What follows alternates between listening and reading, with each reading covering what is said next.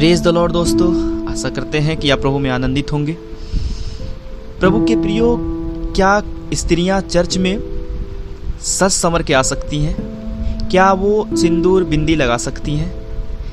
क्या वो अपने ऊपर गहने लाद सकती हैं?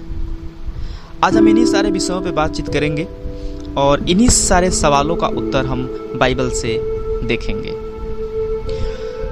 प्रभु के प्रियो, हमारे इंडिया में ज़्यादातर स्त्रियां हिंदू कल्चर से, उसके रीति रिवाजों से ही निकल करके यीशु मसीह के पास आती हैं। आप जानते हैं, मसीहत कोई धर्म नहीं है, बल्कि एक मन परिवर्तन और एक जीवन परिवर्तन के लिए यीशु मसीह इस दुनिया में आए थे। मनुष्य जाति का उद्धार करने के लिए इस दुनिया में आए थे। आप सबको पता है। प्रभु के प्रियो, जब स्त्रियां अपने पुराने रीति रिवाज से निकल करके मसीहत में आती हैं तो कुछ रीति रिवाज अपने साथ लेकर के आती हैं, जैसे कि मंगलसूत्र पहनना, सिंदूर लगाना, बिंदी लगाना। मुख्य रूप से सिंदूर लगाना, मंगलसूत्र पहनना, बिंदी लगाना, ये एक शादीशुदा होने का प्रमाणीकरण है हिंदू बैकग्राउंड के अनुसार। लाल बिंदी लगाना इस बात को क्लियर करता है और इस बात के लिए वो लगाती हैं कि इससे हमारे और हमारे पति के ऊपर कोई बुरी नज़र नहीं पड़ेगी, कोई बला हम दोनों को अलग नहीं कर सकती है। सिंदूर लगाती हैं इसलिए कि हमारे पति का उम्र लंबा हो, या हमारा और हमारे पति के बीच का जो प्रेम है वो बना रहे। और सिर्फ गहने पहनना ही नहीं, बहुत सी स्त्रियां और पुरुष भी जब हम अन्य बैकग्राउंड और अन्य कल्चर से निकल करके मसीहत में आते हैं तो कुछ रीति रिवाज अपने साथ लिए फिरते हैं। मसीह में आने के बाद भी वो पूरी रीति से बदलते नहीं हैं, समय लगता है। धीरे धीरे वो इन चीज़ों को, सत्य को जानते हैं और धीरे धीरे वो खुद स्वतंत्र हो जाते हैं। कि जैसा कि यीशु मसीह ने कहा, तुम सत्य को जानोगे, सत्य तुम्हें स्वतंत्र करेगा। वो स्त्रियां, कुछ स्त्रियां अपने हाथों में धागे बांधती हैं, कुछ स्त्रियां अपने बच्चों के माथे पे काजल लगाती हैं, उनके पैरों में काजल लगाती हैं, और ये इसलिए लगाती हैं ताकि हमारे बच्चे को किसी प्रकार का नजर ना लगे, किसी प्रकार का वला इसके ऊपर काम ना करे। इस कारण वो माथे पे काजल लगाती हैं, पैरों में काजल लगाती हैं, और स्त्रियां अपने मांग में सिंदूर डालती हैं इसलिए कि हमारे पति का और हमारा प्रेम परस्पर मिला रहे। आइए हम आपको वचन में लेकर के चलते हैं। जब हम पहला यूहन्ना 4 में देखते हैं, इस प्रकार से लिखा है, हे बालकों, तुम परमेश्वर के हो और तुम ने उन पर जय पाई है, क्योंकि जो तुम में है वह जो संसार में है उससे बड़ा है। प्रभु के प्रियो, वो लोग डरते रहते हैं इसलिए अपने बच्चों को काजल लगाते हैं, पर जब यीशु मसीह मुझ में है तो कोई नजर, कोई टोना भूता की शक्ति, कोई अंधकार की शक्ति काम नहीं करेगी। जैसा कि आप जानते हैं, जब यीशु मसीह पहाड़ी से होकर गुजर रहे थे, दुष्टात्मा भागते हुए यीशु मसीह के पास आई और बोली, हे परम प्रधान के पुत्र, मुझे दुख ना दे। वो दुष्टात्मा यीशु मसीह को पहचानती हैं कि वो कौन है और वो डरती हैं, यीशु मसीह से कांपती हैं। और जिसके अंदर यीशु मसीह रहता है, आज भी दुष्टात्माएं थरथराती हैं और कांपती हैं। तो यीशु मसीह में आने के बाद पहली बात तो कोई जादू मंत्र, टोना भूता की शक्ति काम नहीं करती है। हालांकि पति पत्नी के बीच में लड़ाइयाँ किसी भी धर्म की बात क्यों ना हो, सारे धर्म में होती हैं। पति पत्नी के बीच लड़ाई झगड़ा होना, तलाक का होना, विवाद का होना, ये लगभग सभी धर्मों में पाया जाता है। पर यदि आप यीशु मसीह में हैं, यीशु मसीह आपको शांति, धीरज, संयम देता है। पर यदि आप वचन में परिपक्व हैं, वचन के अनुसार चल रहे हैं, तो ऐसा नौबत आती ही नहीं है। पर सवाल है, क्या स्त्रियां सज संवर सकती हैं? क्या स्त्रियां गहने लाद सकती हैं? क्या स्त्रियां मेकअप कर सकती हैं? जब हम पहला तिमोथी 2 अध्याय के 9 पद में देखते हैं, इस प्रकार से लिखा है, वैसे ही स्त्रियां भी संकोच और संयम के साथ सुहावने वस्त्रों से अपने आप को संवारे। कैसे अपने आप को संवारे? सुहावने वस्त्रों से। सुहावने वस्त्रों का मतलब होता है सादा और सिंपल, ज्यादा चमक धमक नहीं, ज्यादा भड़काऊ नहीं।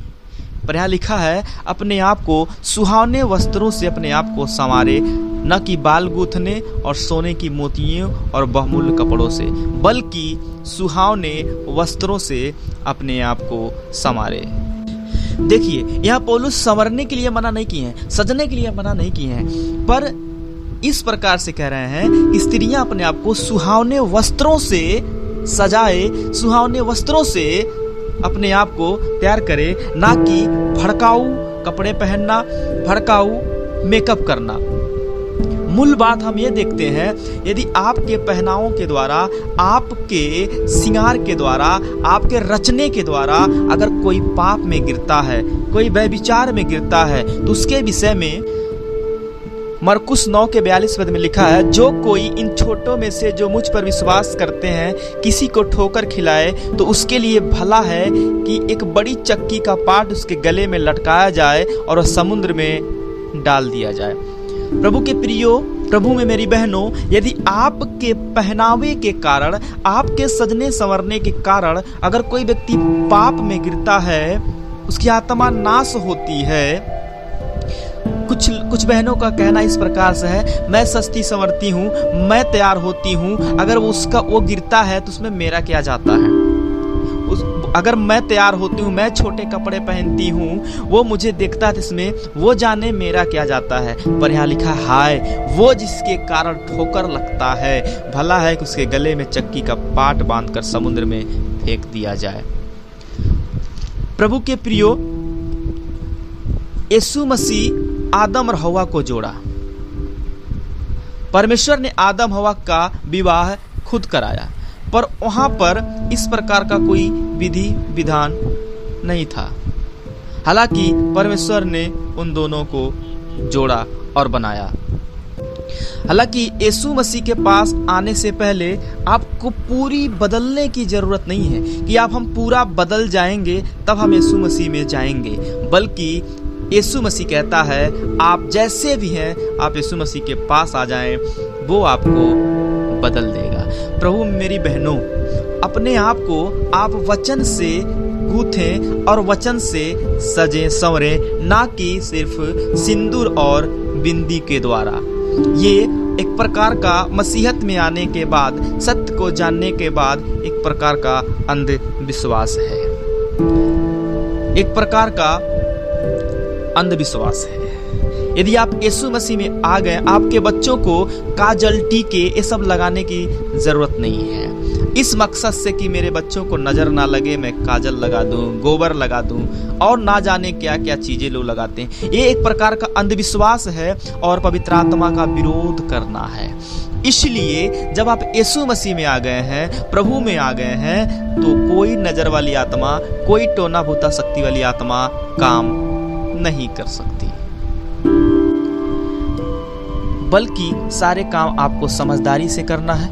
यीशु मसीह में आने के बाद आपको समझदार बनना है। जैसा कि आप नीति वचन 11 अध्याय के 22 पद में देख सकते हो, इस प्रकार से लिखा है, जो सुंदर स्त्री विवेक नहीं रखती है, वह थूथुन में सोने की नथ पहने हुए सूअर के समान है। इसीलिए विवेक और समझदारी से काम करना है। प्रभु में मेरी बहनों, आप जब मसीह में आ जाती हैं, आपको पूरी रीति से बदलना है। पर किसी नए व्यक्ति को आप पहले ये ना कहें आप सिंदूर नहीं लगाना पड़ेगा या आपको माथे पे बिंदी। परमेश्वर को सजने संवरने से कोई ज्यादा मतलब नहीं है, परमेश्वर को सजने संवरने से कोई मतलब नहीं। वो सिर्फ आपकी आत्मिक चीजें देखता है। आप आत्मिक रीति से सजे संवरें। आप इन चीजों को लगाते हैं या ना लगाते हैं, परमेश्वर में ये ज़्यादा मायने नहीं रखता है, पर आप आत्मिक रीति से सजे संवरे। सिंदूर लंबा लगा लेने से यह साबित नहीं कर देता है कि आप अपने पति का बहुत आदर करती हैं। बड़ी बिंदी लगा लेने से यह साबित नहीं करता है कि आप अपने पति से बहुत प्रेम करती हैं। प्रभु के प्रियो, यदि परमेश्वर के भय में जीवन आप नहीं बिताते हैं, यदि आप परमेश्वर के भय में अपने जीवन को नहीं बिताते हैं, तो आपका आपसी प्रेम कभी ठीक नहीं हो सकता, चाहे आप पूरे माथे में सिंदूर लगा लें। परमेश्वर के भय में जब तक आप पति पत्नी जीवन नहीं बिताएंगे, तब तक आपके जीवन में प्यार नहीं दिखेगा। और जो उम्र जिसके लिए नियुक्त है उसी समय पर एक्सपायर होगा, चाहे वो किसी भी धर्म और किसी भी कौम का क्यों ना हो। आपके सिंदूर लगा लेने से, आपके बिंदी लगा लेने से उसकी आयु नहीं बढ़ जाएगी।